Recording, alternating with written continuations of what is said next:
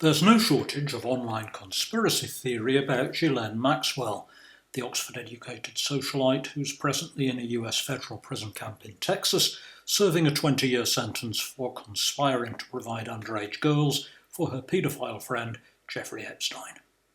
Epstein had three things in common with Ghislaine's father, the notorious fraudster Robert Maxwell. He had a very dubious business career, he was a Jew, he was allegedly an agent of the Israeli intelligence service, Mossad, and possibly also for the Kremlin, and he died in what was possibly suicide, possibly murder. Because of the historical ignorance and laziness of most people under 40, most online material about Epstein merely repeats other online assertions and provides little evidence. In fact, there's remarkably little reliable evidence of any kind about Epstein. We know a lot more about Robert Maxwell, and in many ways his life is a lot more interesting, though understanding it requires an attention span beyond the capacity of most of the online generation. This podcast will therefore be about Robert Maxwell, not about Epstein. The cliché larger than life might have been invented for Maxwell, and his early life is likely to remain forever shrouded in mystery, not to mention deliberate mystification.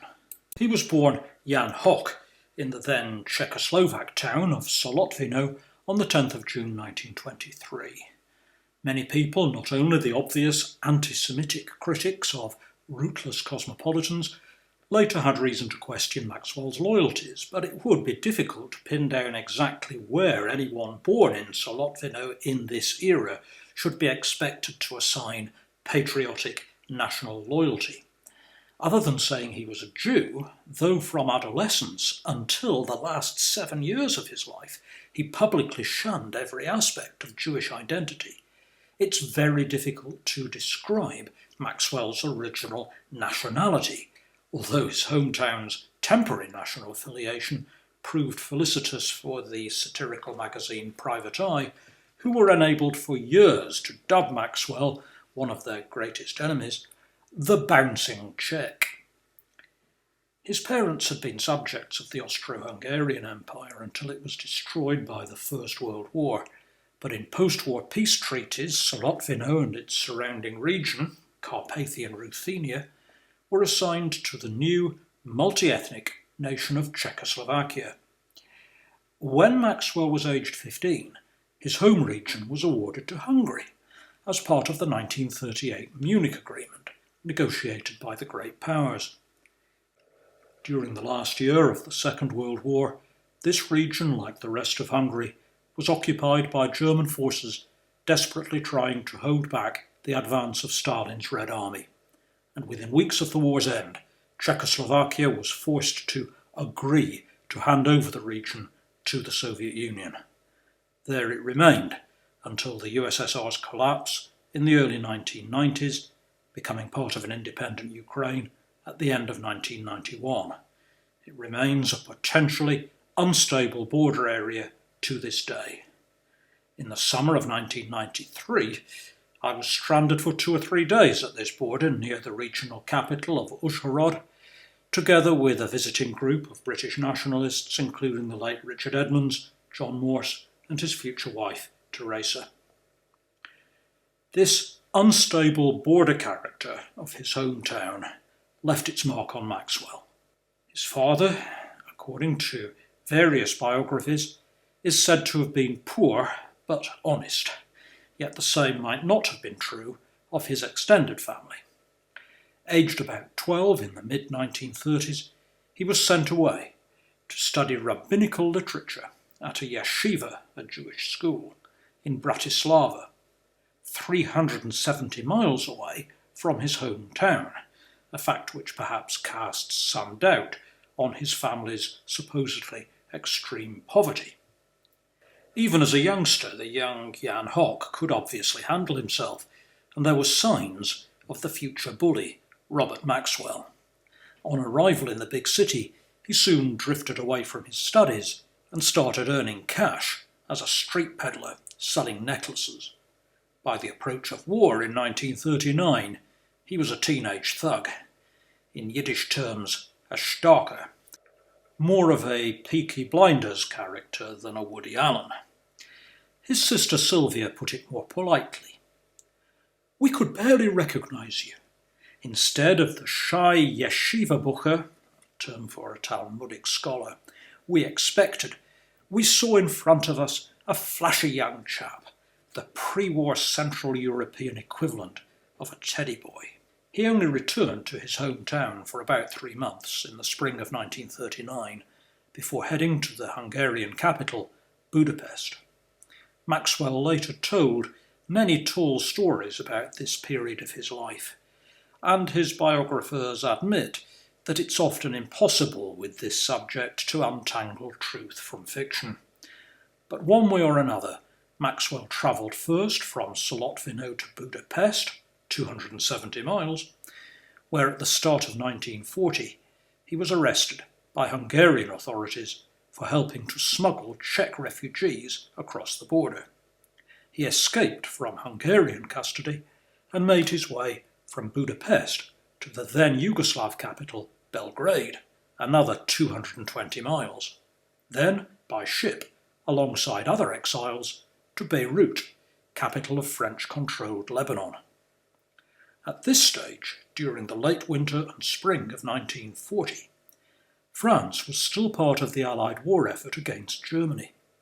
The 16-year-old Jan Hoch was held briefly in a French Foreign Legion camp, then transported by ship to Marseille, where he lied about his age to sign up with what became the 1st Czech Division, which was just weeks away from defeat.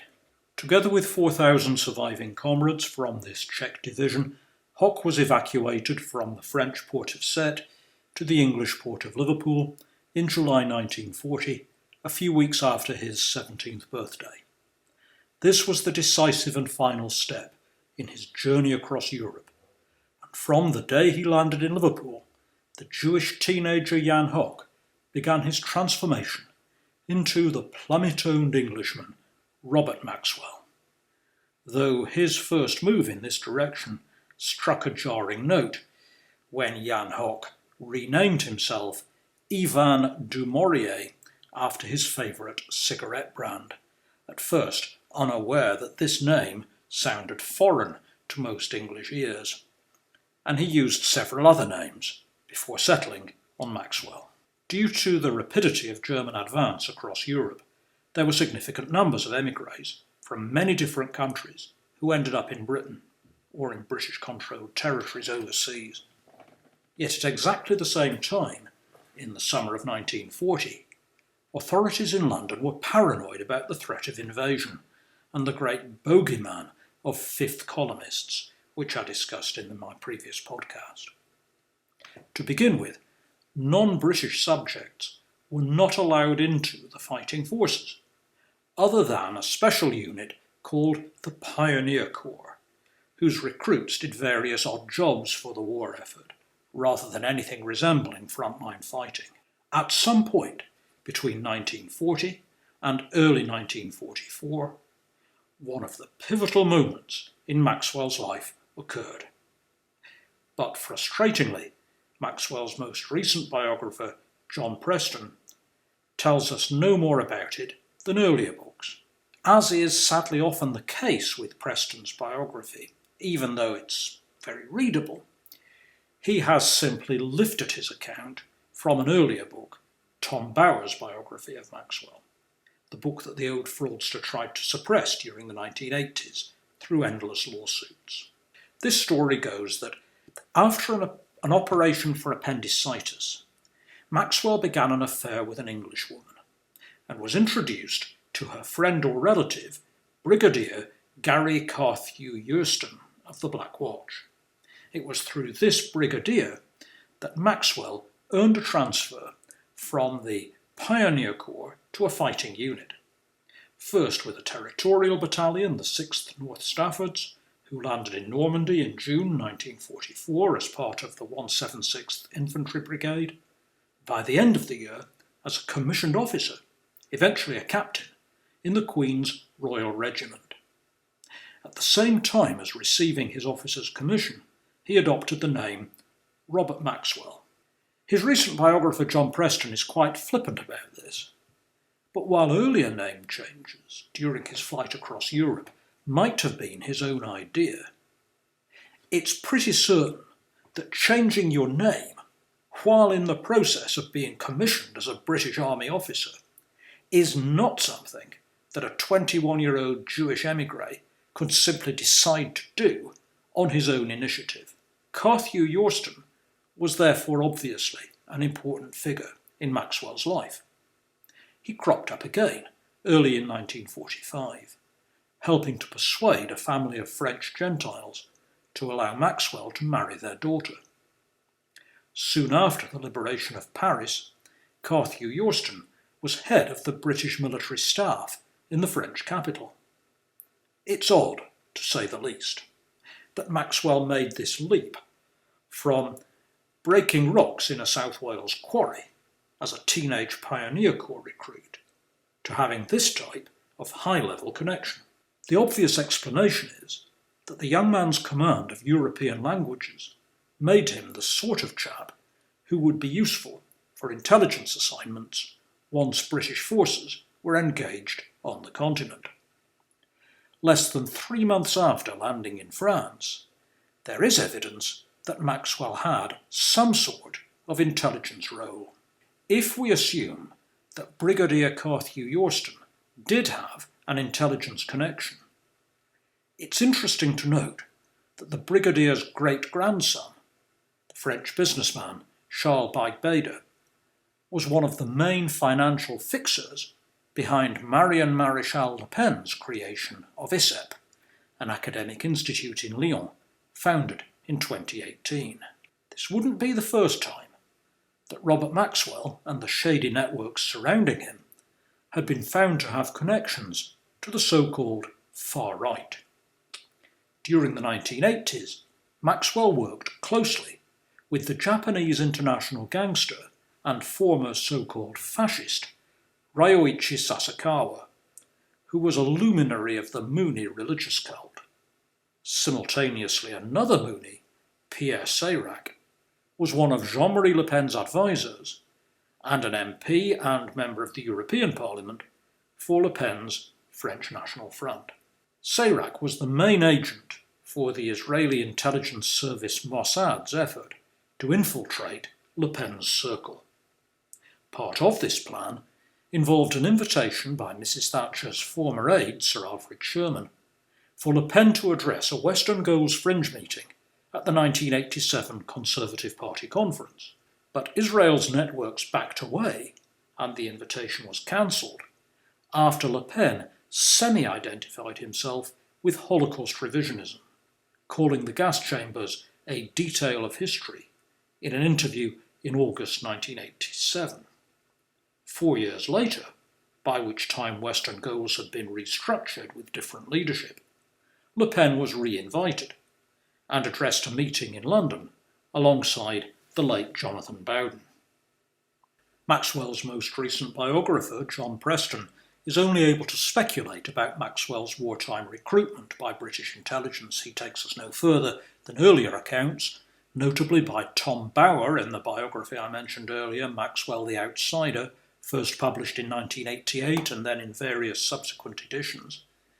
The editors of the magazine Lobster, Stephen Dorrell and Robin Ramsey, in their book Smear, published in 1992, and then Dorrell again after his split from Lobster in his very unofficial history MI6, published in 2000. The only source who boldly stated on the record that Maxwell was an MI6 asset, at least during the 1940s and 1950s, was Desmond Bristow, head of MI6's Iberian section, that's to say, a specialist in Spanish and Portuguese affairs, rather than in Maxwell's Central European home ground. Though Bristow also took part in high-level MI6 headquarters meetings on scientific intelligence gathering. The quotations from Bristow in John Preston's book, Bristow died in September 2000, are lifted from Bristow's interviews that are quoted by Dorrell. John Preston doesn't seem to have done any work in intelligence archives on either side of the Atlantic to expand or substantiate this story. Moreover, it's clear that John Preston is not personally familiar with even the basic essentials of intelligence history.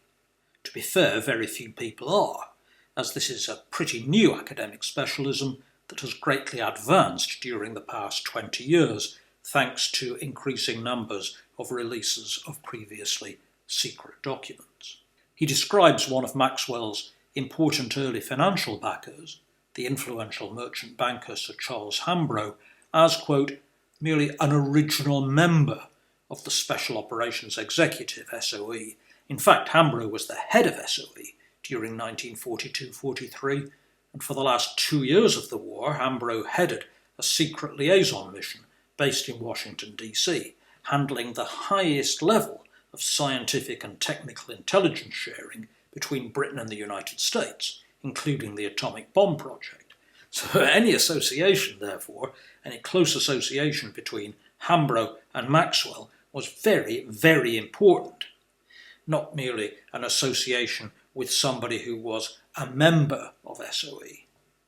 Again, the brief account of Maxwell's late wartime and early post-war activities given by John Preston is little different from what can be gleaned from Bauer's book in the 1980s, Dorrell in the 1990s, and one or two even earlier authors. Chaotic post-war Central Europe was prey to two different species of vulture. Maxwell and his ilk spotted opportunities to profit from black marketeering and cornering the market in scarce materials. Most readers will be familiar with the character Harry Lime, played by Orson Welles in the film The Third Man, who profited from cornering the medical drugs market. And for Maxwell, the magic commodity was paper. The other types of vulture were the rival intelligence organisations of East and West, who feasted on the intellectual corpse of the Third Reich, acquiring scientific and technical secrets that would benefit them in what they expected to be an imminent Third World War, but what turned out to be a Cold War lasting until the eve of Maxwell's death.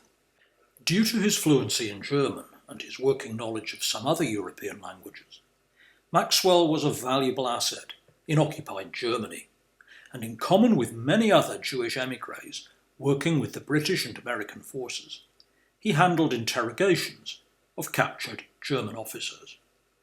One of the most important prisoners interrogated by Maxwell was Hermann Giskus, who'd been head of German counterintelligence in the Netherlands and northern France, and who'd been in charge of one of the few highly successful German intelligence operations against Britain, when almost the entire Dutch SOE network was taken over by Giskus and turned, supplying false information to London for several years. Czech security and intelligence files dating from 1946 and 1947 identified Maxwell as a British intelligence officer who was seeking to exploit Czech contacts.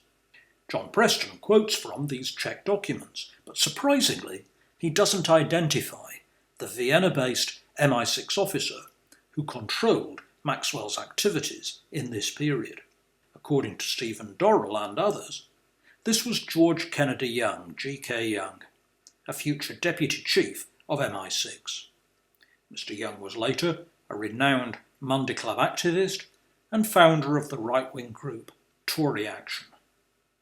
The fact that he was Robert Maxwell's post-war MI6 controller is yet further evidence that G.K. Young's renowned anti-Semitism was based on experience rather than what some would call prejudice. In the summer of 1946, the 23-year-old Maxwell was appointed head of the press section of PRISC, Public Relations and Information Services Control, part of the British Occupation Authority in Berlin, giving him power over anyone wanting to set up a newspaper or journal. His most important contact in this field was Ferdinand Springer, head of the leading scientific publisher Springer Verlag.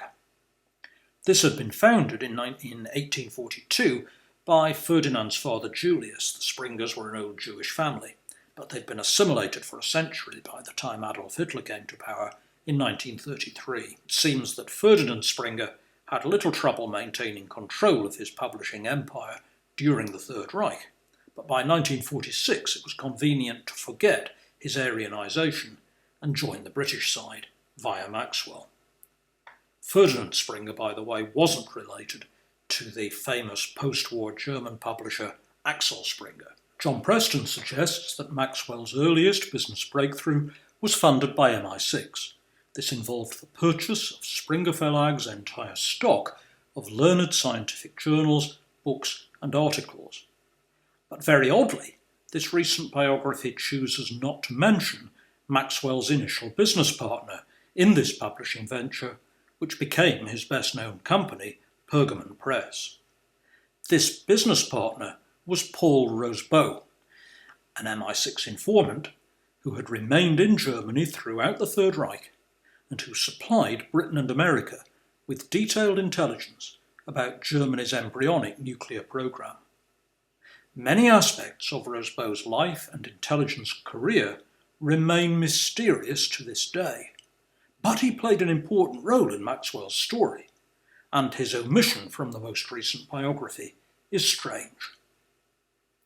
The post-war MI6 effort to acquire the Third Reich's scientific intelligence, and just as importantly, to find out how much knowledge the Soviet Union had acquired from the same sources, was directed by Sir Charles Hambro, the former SOE boss, who as part of these operations arranged finance for the young Maxwell's new publishing venture in partnership with Rosbaud and Springer.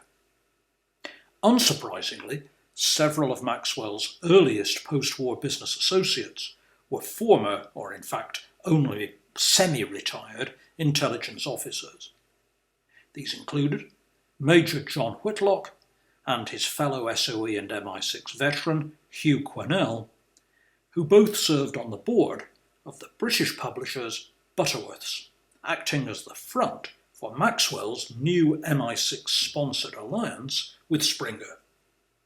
Quinnell was deputy chairman of Butterworths and a partner in the influential London solicitors Slaughter and May.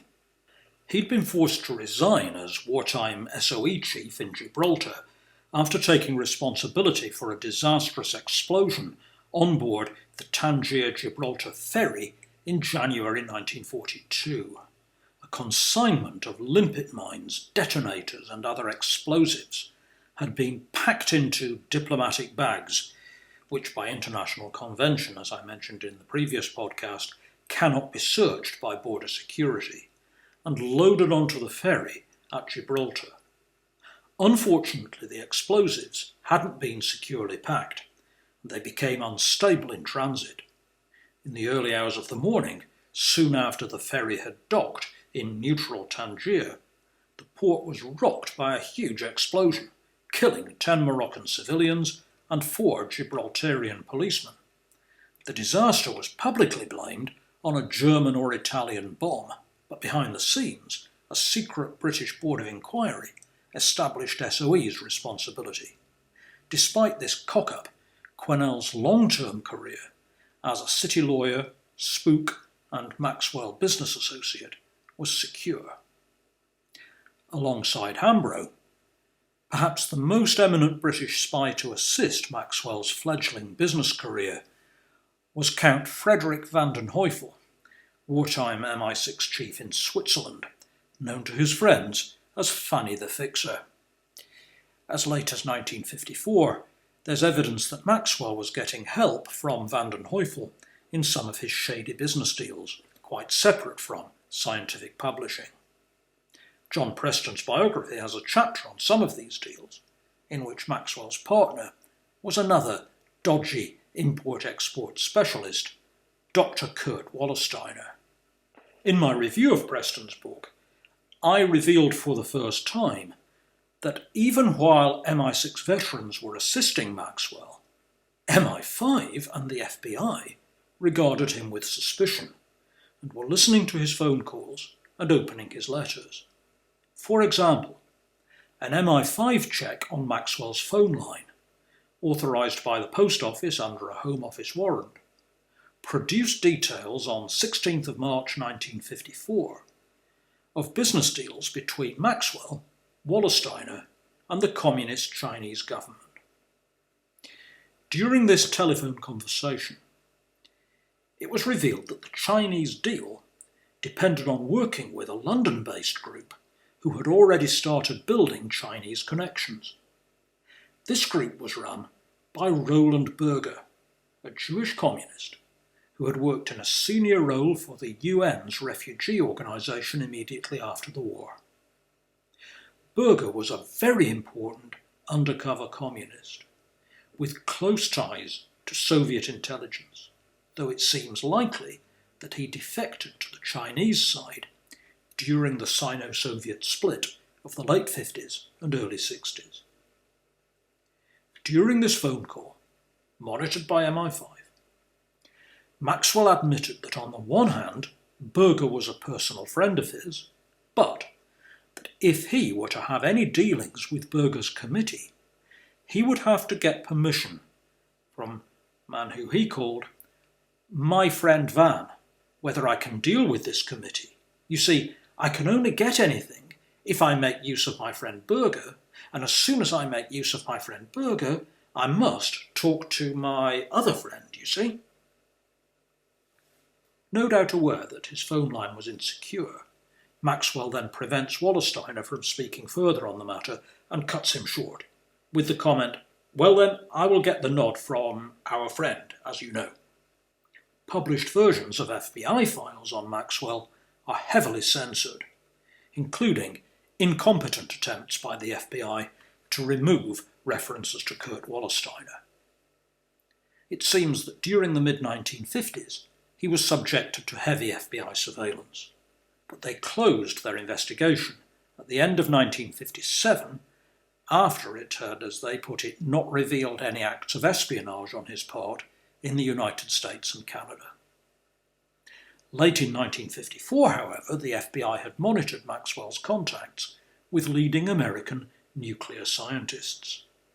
Around this time, the Americans had broken off nuclear intelligence sharing with Britain, and it's possible, therefore, that these contacts by Maxwell were part of a British effort to circumvent this ban by spying on our American allies. From the early 1950s, right up until his death, there were concerns about Maxwell and other, often Jewish, East-West traders, several of whom were linked, for decades, to future Labour Prime Minister Harold Wilson. One official British document expressed concern that Maxwell's financial rescue of the prestigious Oxford student magazine ISIS in 1963 might be part of a Soviet strategy to gain influence at Oxford. His recent biographer doesn't delve into the broader topic of the many allegations against Wilson and his Jewish business contacts, rumours that played some part in Wilson's sudden resignation as Prime Minister in 1976, and which I'll discuss at length in future articles and podcasts. There is, of course, another possibility, that in parallel with his work for MI6, Maxwell, as early as the 1950s, was already assisting the Israeli intelligence service Mossad. Preston makes no mention of the above MI5 and FBI records, nor of Roland Berger. But among his main sources about Maxwell's Israeli links is a new interview that John Preston carried out with the Zionist tycoon Gerald Ronson. I reviewed Ronson's own autobiography many years ago in issue 38 of Heritage and Destiny. Though Ronson was 16 years younger than Maxwell, they had much in common. They were both larger-than-life businessmen. Both of them were a particular type of Jew. Big bruisers, or in Yiddish, starkers.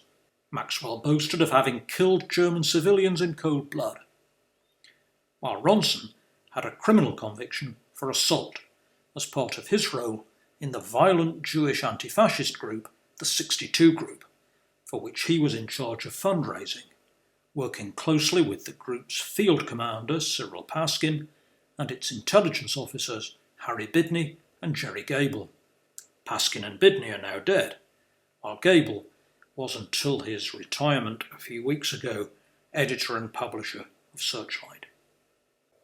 Gerald Ronson first met Maxwell at the end of the 1970s, and he helped him buy the famous yacht Lady Ghislaine, from which Maxwell was to fall to his death in 1991.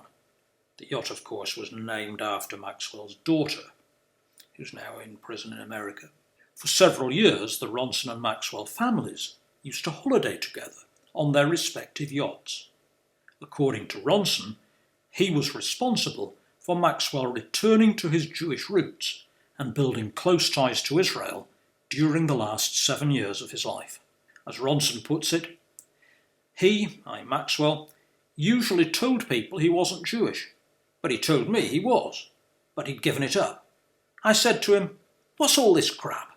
How come all of a sudden you're not Jewish anymore?" By Ronson's account, it was just after Maxwell bought the Daily Mirror and its associated titles, Britain's second largest group of popular newspapers, and the only Fleet Street stable that supported the then opposition Labour Party, in 1984, that he suggested to Maxwell he should visit Israel for the first time in his life. Ronson himself was due to visit Tel Aviv for a meeting with Yitzhak Shamir, the former Stern Gang terrorist boss who'd become Israeli Prime Minister a few months earlier. According to Ronson, Maxwell became emotionally attached to Israel, even as their plane was approaching Tel Aviv. There were tears coming down his face. He kept saying, "I should have come here years ago." It surprised me because he wasn't the sort of man you expected to see showing such emotion. On the very next day, Maxwell and Ronson met with Yitzhak Shamir, and Maxwell offered to invest, as Ronson put it, at least $250 million in Israel. This time, he was true to his word. At one stage, he even attempted to buy and merge the Israeli football clubs Beitar Jerusalem and Hapoel Jerusalem to join the English clubs he already owned, Derby County, Oxford United and Reading, though the funds, of course, belonged to the Mirror Group, whose pension fund Maxwell systematically pillaged for a range of dubious purposes. One of the first fruits of Maxwell's rediscovered Judaism and allegiance to Israel was his wife Betty's creation of an academic journal, Holocaust and Genocide Studies. In 1988, the Maxwells organised the largest ever academic conference on the Holocaust, held in Oxford under the title Remembering for the Future. Needless to say, while sceptical about Maxwell's many frauds and self-publicising fables, his recent biographer John Preston uncritically parrots statements about the numbers of Maxwell's family who died in the Holocaust, even reporting precise details or supposed details that seem implausible or impossible to verify. And in fact, John Preston doesn't mention this, it wasn't until the trial of a libel action in 1987, more than 40 years after the war, that Robert Maxwell made his first ever claim to have lost family in the Holocaust. Maxwell was suing the magazine Private Eye over allegations that he had donated money to the Labour Party in the hope of obtaining a peerage. Maxwell had previously been Labour MP for Buckingham from 1964 to 1970, but his parliamentary career never made much progress. While giving evidence in this libel action in 1987, Maxwell dramatically burst into tears, sobbing into his handkerchief, and claiming that his parents and other family members had died in the gas chambers at Auschwitz. In addition to investing in Israel and promoting Holocaust scholarship, there was another side to Maxwell's relationship with the Zionist state. Some sources have suggested that Maxwell was part of money laundering and arms dealing operations during the foundation of Israel in 1948. But his most recent biographer, John Preston, focuses on allegations that cropped up just weeks before the tycoon's death. The award-winning US journalist Seymour Hersh wrote a book about Israel's nuclear program, the Samson Option, in which he alleged that Maxwell and the Mirror's foreign editor, Nick Davis, had been part of large-scale arms dealing alongside a controversial Israeli called Ari Ben Menashe, and that in the summer and autumn of 1986, Maxwell and Davis betrayed Israel's nuclear whistleblower Mordecai Vanunu to Mossad. Vanunu had been lured from London to Rome in a Mossad honey trap, kidnapped and thrown into an Israeli jail where he remained for almost 20 years. Vanunu's crime, of course, was to reveal to the world, on the basis of his own inside knowledge, that Israel possessed nuclear weapons. Two British MPs from opposing parties, but united by their sceptical attitude towards Zionism, tabled hostile parliamentary questions about Maxwell. One was the Conservative Rupert Allison, who under the nom de plume Nigel West is also an intelligence historian, and the other was the pro-Palestinian campaigner George Galloway, who at that time was a Labour MP. These questions fuelled media investigations that could no longer be silenced by Maxwell's usual legal bluster, and increased the nervousness of financial institutions who had extended loans to Maxwell that by the autumn of 1991 added up to £1 billion. Whereas in March 1991, Maxwell had purchased the New York Daily News, America's oldest tabloid, and seemed at the height of his power. 8 months later, he was in poor health, and his finances were in even worse condition. His problem was one that occurs surprisingly often with financial wheeler dealers. Once one part of their carefully constructed empire is weakened, the entire edifice comes crashing down. And of course, once the crash happens, the entourage of respectable folk who once doted on the crook no longer want to know him. Maxwell didn't survive to witness this denouement. Close associates and employees who managed to live down their years on his payroll included Joe Haynes, the former press secretary to Prime Minister Harold Wilson, Peter Jay, former British ambassador to Washington, and at one time son-in-law to another Labour Prime Minister Jim Callaghan, Alistair Campbell, future press secretary to yet another Labour Prime Minister, Tony Blair, and Lord Williams, an Oxford-educated businessman, Labour peer, and stepfather of the Archbishop of Canterbury.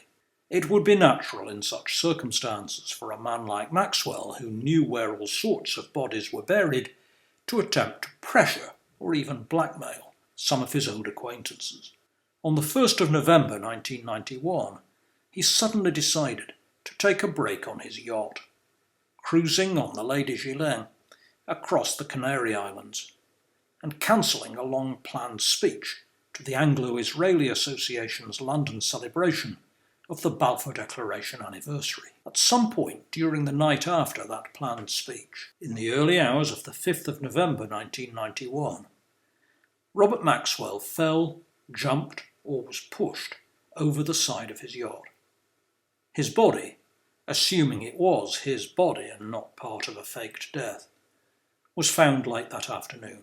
Arrangements were instantly made to fly the corpse to Israel for a rapid burial on the Mount of Olives. Among those rushing to pay tribute to Maxwell was the former British Prime Minister, Margaret Thatcher. She wrote to Maxwell's widow, "He was and will remain unique. Above all, Mr. Maxwell showed the whole world that one person can move and influence events by using his own God-given talents and abilities." The Belfast-born Israeli president of that day, Chaim Herzog, who, like Maxwell, had served as a British intelligence officer during the Second World War, was even more effusive when addressing the old crook's funeral. President Herzog said, "He scaled the heights. Kings and barons besieged his doorstep. He was a figure of almost mythological stature. Few are the persons who stride across the stage of human experience and leave their mark. Robert Maxwell was one of them." In assessing Robert Maxwell's mark on history, several biographers have produced fluent and interesting books, but they are very far from the last word on the strange nexus of finance, politics, crime, and espionage that Maxwell exemplified. There is far more to be revealed on these topics. A good deal of that will be revealed in future podcasts and articles on this website. Thank you for listening.